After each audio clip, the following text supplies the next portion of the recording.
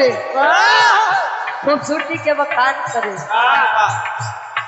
जीवन में। और आज के समय की सबसे बड़ी सच्चाई है, और सबसे धनी आज के समय में वही आदमी है, वही इंसान है जिसका हम सफर, जिसका जीवन साथी वफादार मिल जाएगा। रुपया पैसा से वफादारी नहीं खरीदी जा सकता, वफादारी खोर पे होती है। आज ए भैया कहीं आप लोग साइड हो जाए या तो बैठ जा, पीछे वाले के दिक्कत होता, बगलिया जा भैया ना बगलिया जा निहुर जा बगलिया जा। ए भैया अरे कम से कम तार छोटवार भाई नहीं सपोर्ट कर बगलिया जाए।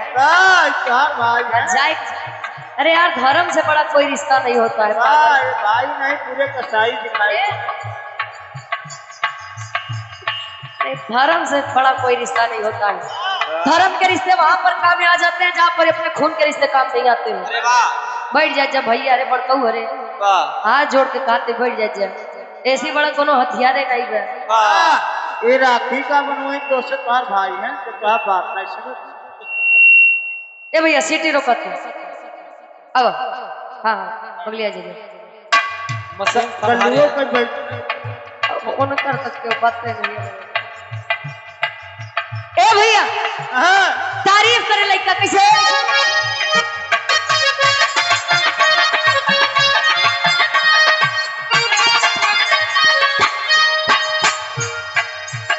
बड़ा झरले बारू काजर मरले बारू,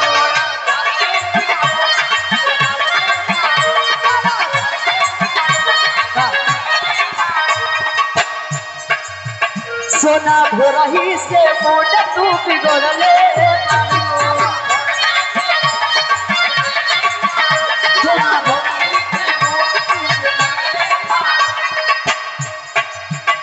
बड़ा झरले बारू काजर मरले बारू, बड़ा झरले बारू काजर मरले बारू, सोना भोरही से मोट तू बिगड़ले बारू।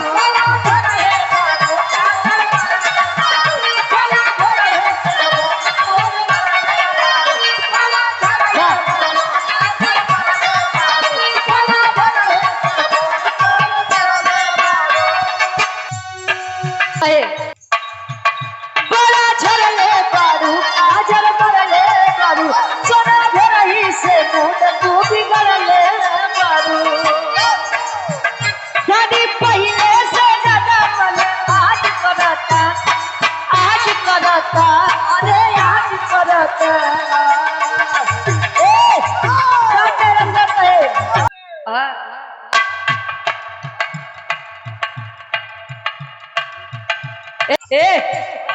अब दादी पहले से ज्यादा मने आज करता, अरे आज करता, आज करता।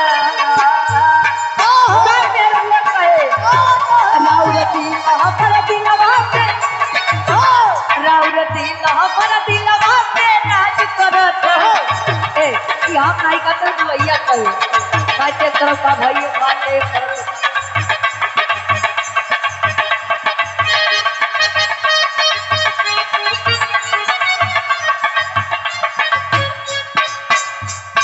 सॉरी सॉरी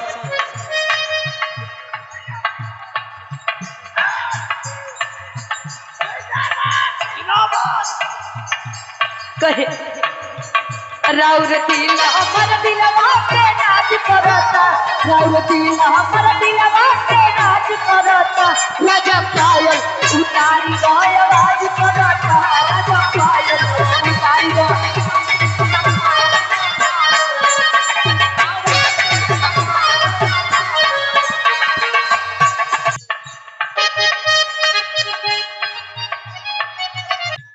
ए भैया अच्छा बिना पैसा के छपे रहना पड़ तबे अरे का करवा बिना दत्तो कुमार फोटो ये नहीं पड़ी है जाना था कि नहीं नहीं देख रहा लटक गए ज्यादा का करवा कर लोग की राज में लटक रहा। सॉरी ये हम नहीं कह रहे हैं, वो पोस्टर बता रहे हैं। सॉरी वाह। अच्छा लोग सोच रहे हैं कि बिना गलती के काहे ये लोग एक दूसरे से निकालते हैं।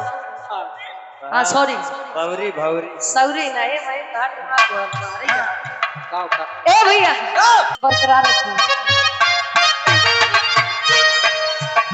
बड़ा झरने बारू काजर मरने बारू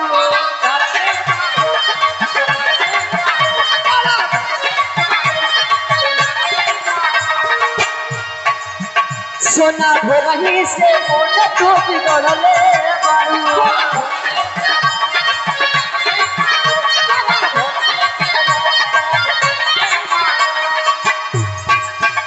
बड़ा झरले बारू काजर मरले बारू सोना भोरही से मोट तो बिगड़ले बारू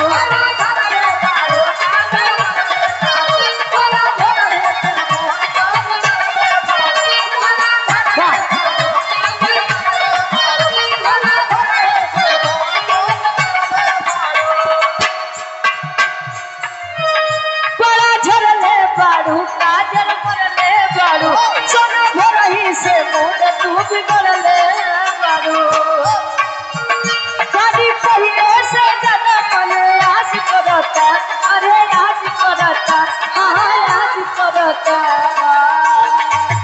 सब लड़की कहे राउरती हमारा दिलवा पे राज करता राउरती हमारा दिलवा पे राज करता राजा पायल उतारी का आवाज करता राजा पायल सुधीर भैया कल हम फेसबुक चला रहे थे फेसबुक पे पता नहीं कौन चैनल वाले डाले रहे कि सुधीर यादव जी कर रहे हैं आप लोग बताइए कि जोड़ी कैसी लग रही है अब मतलब आप लोग व्यूज के चक्कर में काहे लोगों को बदनाम कर रहे हैं भैया बड़े भैया के जैसे है छोटी बहन की तरह में मानते हो काहे आप लोग फालतू अफवाह फैलावत है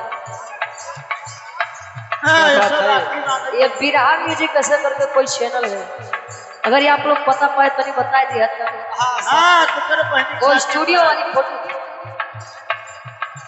अरे वो इनकर लोग के बस चले ना कि जेकरे साथे फोटो डाल दे भैया जोड़ी सुपर है आप लोग साथ कर लीजिए अरे महाराज को देखा जाकर समझा जाकर और जो लोग ये डाले हैं चैनल के माध्यम से कह रहे हैं भैया डिलीट कर लीजिए फालतू बदनाम मत करिए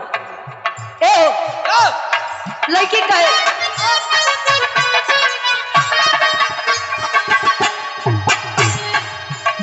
अपने अखिया में गजरा लगा के जिया अरे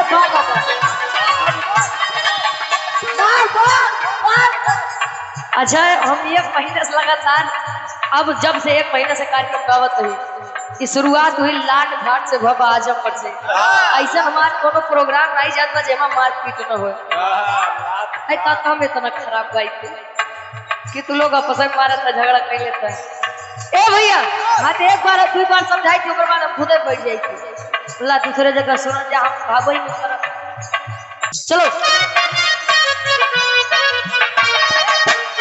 अपने अखिया गजरा लगा के रखनी गजरा साहियों टका के लड़की कहे हमर पाउडर के लगे हो जाई कि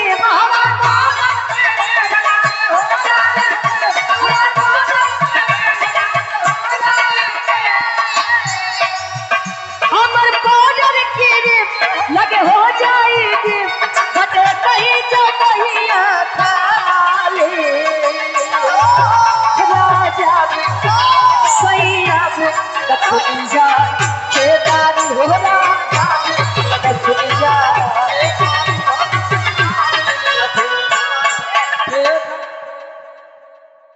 अच्छा ये नहू के लोग ग्राम प्रधान जी के कोटेदार साहब हर एक के नाम की इज्जत से लेते रहे लेकिन गवैया प्रधानवा के कोटेदारवा कोटा में ये लोग क्यों करना ही छोड़ते हैं भैया माई भगवती आपके काल में 3 रात 14 तरक्की दे कहे अरे मेरी दिल रुबा जाने मन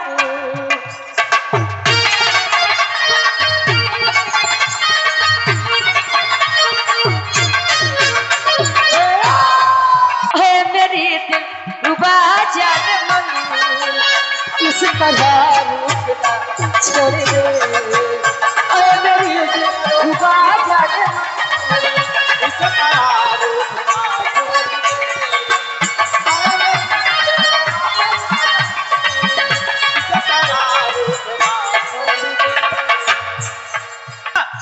भैया तिलक 3 प्रकार के होते हैं, बताइए भैया जया तो।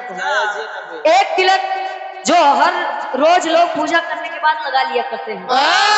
एक तिलक विजय तिलक, देखा था भावी प्रत्याशी जिला पंचायत के प्रधान पद के प्रत्याशी, देखा था ये लोग उम्मीद में है। और तीसरा तिलक आज जोनी भैया के चढ़ी बर्बादी पहले वाली शुरुआत अच्छा इनकर शुरुआत बता रही बने के बीत गए मेरी दिलरुबा जाने मन इस तरह रूठना छोड़ दे। मेरी दिलरुबा जाने मन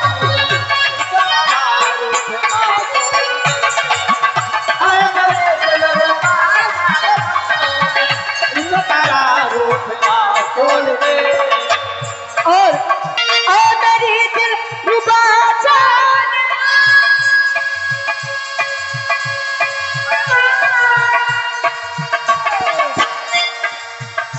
इस तरह रूठना छोड़ दे।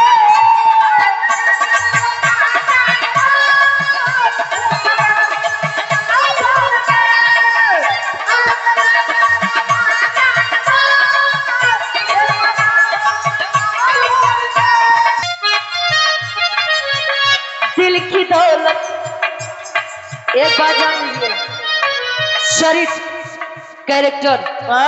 कैरेक्टर सर्टिफिकेट इसका खराब हो गया तो कितना भी बना ले तो बन नहीं सकता है। लोग कहाँ हुआ चला जाता है यार, क्योंकि इज्जत मान और मर्यादा बनाने में सालों बीत जाते हैं, लेकिन खराब करने में 2 मिनट जाते हैं। और खास करते जब से सोशल मीडिया के दौर एक बार राम बड़ी देर लागत है, यह जान ला कि कदम फूक फूक पड़त है।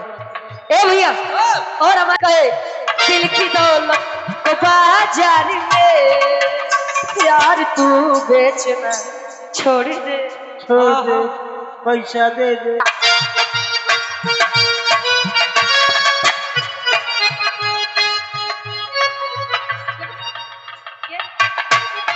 मेरी दिलरुबा जाने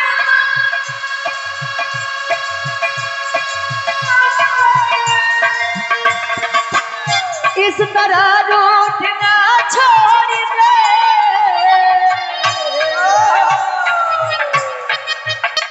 दिल की दौलत के बाजार में यार तू बेचना छोड़ दे।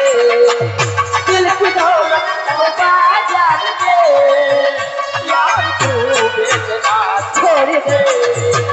दिल की दौलत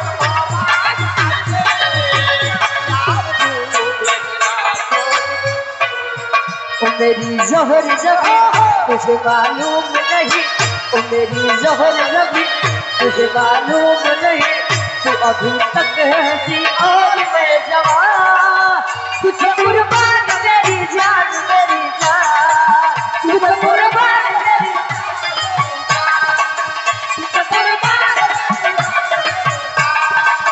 ओ मेरी ज़ोहर जबी तुझे मालूम नहीं, ओ मेरी